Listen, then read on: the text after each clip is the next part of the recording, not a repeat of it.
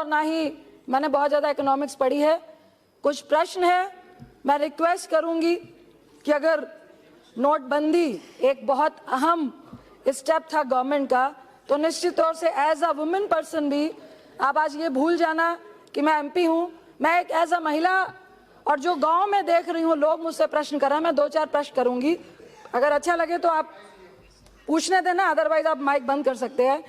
बार बार PM साहब कह रहे थे कि इंदिरा जी ने क्यों नहीं किया, इंदिरा जी ने डिमोनेटाइजेशन क्यों नहीं किया, मोरारजी देसाई जी ने किया, उसके बाद किसी ने नहीं किया। 40 बार कमेटियां बैठी और ये चीजों की बात हुई। आपने बार बार, आपके पीएम ने कहा कि इसलिए नहीं किया क्योंकि उनको वोट की राजनीति करनी थी। प्लीज सुनो, प्लीज, मैंने बोला पीएम ने कहा, मैंने नहीं कहा। No cross talking. यहाँ तो उनके भाषण से यही लग रहा था। Please address the chair, please address the chair. जब भाइयों बहनों वो कहेंगे तो हम क्यों, आपका ही पीएम बोलना पड़ेगा ना। No please address the chair. उन्होंने ये कहा कि इंदिरा जी ने वोटिंग के लिए किया था, लेकिन मैं जरूर कहूंगी कि 100 बेईमान बच जाए, लेकिन एक ईमानदार को बचाने के लिए जो लीडर होता है वो पहले ईमानदार को बचाता है। जो 125 डेथ हुई है, यह अनुभव था उनका। अब आपकी अनुभवहीनता ने नोटबंदी करवाया। आज जिस तरह से नोटबंदी के कारण जो 125 करोड़ में से 120 करोड़ लोग जिनके पास कैश सिर्फ उतना ही है जिनसे वो अपने बाल बच्चे पाल सके, अपनी बेटियों की शादी कर सके, अपने बेटे को सेटल कर सके, मुझे समझ नहीं आई फाइनेंस मिनिस्टर साहब कि एनपीए का काला धन था या बेनामी संपत्ति में काला धन था। मैं नहीं कह रही ये काला धन नहीं था, लेकिन ये कैसा काला धन था।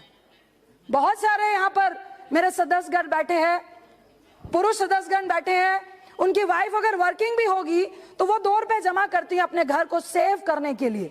2008 में मनमोहन सिंह जी ने अपने देश की आर्थिक स्थिति को तभी मजबूत रख पाए थे क्योंकि उन्होंने ये कहा था कि हमारे हर व्यक्ति के पास कैश होता है, और ये वो काला धन और वो क्राइम वाला काला धन नहीं है। वैसे ही एक घर में जब एक पति कहता है कि मेरा बिजनेस ठप हो गया है, मेरे को घर गिरवी रखना पड़ेगा, तो पत्नी या माँ के रूप में एक महिला कहती है कि मेरे पास तुम्हारे ही पैसे चुराए हुए हैं, फिक्र नहीं करो, घर बच जाएगा। तो क्या वो, प्लीज, क्या वो काला धन था? मैं आपसे पूछती हूँ, हमारे देश में एक बहुत बड़ी कुरीति है दहेज। एक 10,000 कमाने वाला व्यक्ति एक टीचर से अपने बेटी का ब्याह करता है, खासकर यूपी, बिहार में, बंगाल में, तो कहता है भैया मेरे को 10 लाख देने हैं। मैं मोदी जी से रिक्वेस्ट करूंगी कि हम तो सारी पेमेंट चेक में डाल देंगे, महिलाओं ने भी डाल दी है, क्या प्रधानमंत्री और आपकी गवर्नमेंट जब तिलक लगता है तो वो चेक देंगे क्या? उस लड़के को देंगे क्या? उस बेटी की शादी कराएंगे क्या? अगर नहीं करा सकते तो कोई राइट नहीं था। अगर आप कुरीतियों को खत्म नहीं कर सकते तो सिर्फ एग्जाम्पल दूंगी, इंदिरा जी ने वोटिंग के लिए नहीं, आपने वोटिंग के लिए क्यों किया? 15 लाख स्विस बैंक से तो आए नहीं, तो अब क्या करें? आपकी तो जुमलों की सरकार है, तो उसको कैसे खत्म करें? तो ऐसा करते हैं, खेत में आग लगा देते हैं। कैसे? 125 करोड़ एक खेत में, जब खेती गंदे नाले के पानी से खराब हो रही होती है तो किसान क्या करता है? मेड़ काटता है और गंदे नाले के जो नाला है उसको बंद करता है। आपने क्या किया? गंदे नाले को, पानी को बंद कर देंगे तो फाइनेंस कहां से होगा? में पैसा कहां से देगा? पैसा कहां से देगा? अंदर दिया। लेकिन लोगों को तो बताना है, लोगों को तो बताना है कि हम काला धन लाने के प्रयास में हैं, तो पूरे देश को, प्लीज सुनो, पूरे देश को लाइनों में खड़ा कर दो और फिर एक बार लोगों को मूर्ख बनाओ।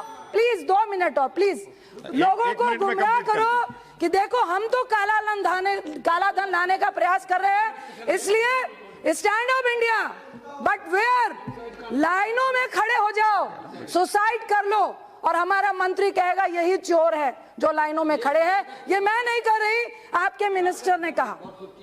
मैं आपसे पूछती हूँ, दर्जी के पास आप कपड़े सिलाने जाते हैं तो दर्जी क्या करता है? पहले नाप लेता है या कपड़े सिल देता है? दर्जी पहले नाप लेता है फिर कपड़े सिलता है। आपने पहले नोटबंदी की, फिर एटीएम का नाप लेते फिर रहे थे, इसलिए लोग लाइनों में खड़े हुए थे। मैं अपना नहीं, जो अर्थशास्त्री हैं उनका एग्जाम्पल देती हूँ। उन्होंने कहा कि आपके सामने जो काला धन था, इसको हम भी एक्सेप्ट करते हैं, लेकिन आपकी आंखों के सामने उन्होंने बैंक में अपना काला धन डाल दिया, जो कम से कम ब्लैक मनी कहलाता था, आज वो व्हाइट मनी कहला रहा है। कैसे? बड़े उद्योगपति 2000 एम्प्लॉइज हैं। शायद मैं बहुत पढ़ी लिखी नहीं हूं, मुझे समझ नहीं आ रहा, लेकिन लोग ये कह रहे हैं और ये फैक्ट है। और प्रोफेसर अरुण जी ने भी कहा कि उन्होंने 6 मंथ की तनख्वाह दे दी अपने एम्प्लॉइज को।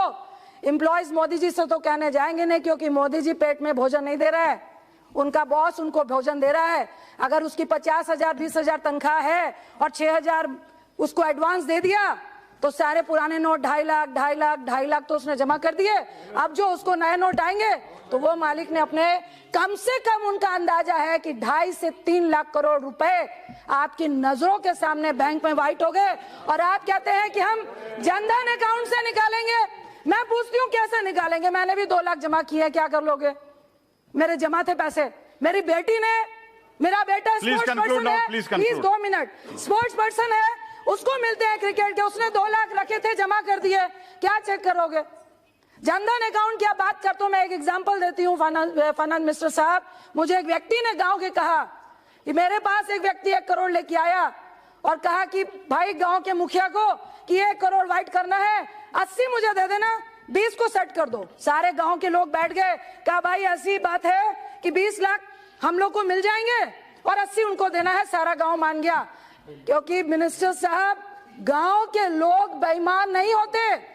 और जब इतना करप्शन है तो लोग कहते हैं भैया मुझे जनधन में 5,000 मिल रहा है, 80 लाख निकाल के दे देंगे, 20 लाख हम सब बांट लेंगे। तो जनधन अकाउंट में भी ऐसे वाइट हो गया और आप कुछ नहीं कर पाओगे। आप कह रहे हो टैक्स पदाधिकारी 18 लाख बैंक को, 18 लाख बैंक को, 18 लाख बैंक के अकाउंट्स की जानकारी आप लोगे, लेकिन उद्योगपतियों के और बैंकों की ऑडिट आप नहीं करेंगे। आपके पास तो इतने कर्मचारी नहीं है। आपने नए तरीके के 2 भ्रष्टाचार दिखाए, एक बैंक भ्रष्टाचार और दूसरा ये जो अब आप इनकम टैक्स के जो इंस्पेक्टर राज को शुरू कर रहे हैं, ये सिर्फ लोगों को त्राहिमाम करना है। मेरा लास्ट में सिर्फ प्रश्न है एक मंत्री जी से कि मंत्री जी, फाइनेंस मिनिस्टर का मुझे नहीं लगता ये डिसीजन था, ना ही आरबीआई गवर्नर का था, क्योंकि आरबीआई गवर्नर का भी काम उस दिन पीएम ने कहा था, आरबीआई गवर्नर ने किया था, जो अनाउंसमेंट आरबीआई गवर्नर करता है। फाइनेंस मिनिस्टर का भी जो बजट की स्टेटमेंट थी वो सब 31 दिसंबर को दे दी थी। मैं तो सिर्फ ये कहूंगी कि ये जिसने भी किया, सिर्फ इतना बता दीजिए कि काला धन आया, फेक करेंसी आई, करप्शन क्या ब्लॉक से खत्म हो गया?